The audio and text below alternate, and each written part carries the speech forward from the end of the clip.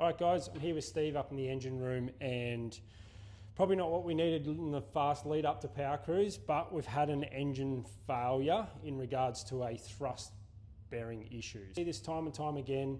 Probably the main cause of it, or what we've seen in stripping down the gearboxes, we've found that there's no relief valve set up on their gearbox side, so converter pressures up over 300 psi or whatever the pump can make. In doing so, that is ballooning the converter. It's pushing the converter against the crankshaft, pushing it forward, and then it chews this bearing out. This one here is the example of the bearing where you can see that it's chewed right through. It's the factory setup, and then obviously this is the tube one here. So the crankshaft's walked itself into here.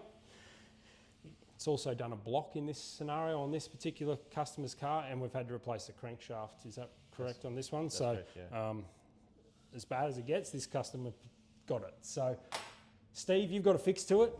Yep. Do you want to run through what we do? Yeah. So normally we run a normal factory style thrust setup. There's two different bearings. There's an ACL, they only have 200 thou of thrust area. We use a Cleveite, which is 250 thou thrust area, to try and alleviate this sort of stuff. But sometimes when the gearbox pressure is too high, we have to resort to a Torrington thrust, which is a roller bearing Torrington.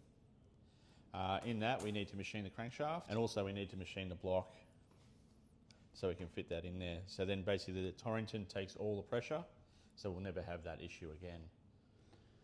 Obviously, you know, gearbox builders run different pressures for different side to it, and then you've got bleed off valves that you can do and all that sort of stuff. But not knowing who your gearbox builder is and not having a good relationship with the gearbox builder is kind of where a lot of people come to the drama, because the gearbox guy blames the engine guy and the engine guy blames the gearbox guy.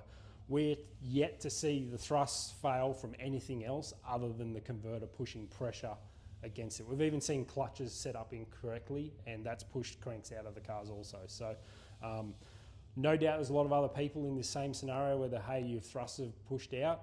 We're finding that more than 9 times out of 10, it actually is the gearbox or the converter with too much pressure in it. So we know it's another issue in the late model Silverados. On a factory car, we've got a similar issue.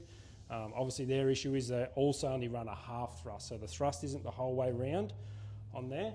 And that does also cause us another issue, whereas we don't have as much security on it. Factory Silverado one, and it only runs it on the block half, not the cap half, so it's only a half thrust. That's our tech talk for today. We'll get this customer's car back together and get him to Power Cruise, and hopefully we get the gearbox sorted. We got that down at Craig's at the moment, getting rebuilt, and it's only a couple of weeks, so we'll be right. Happy days.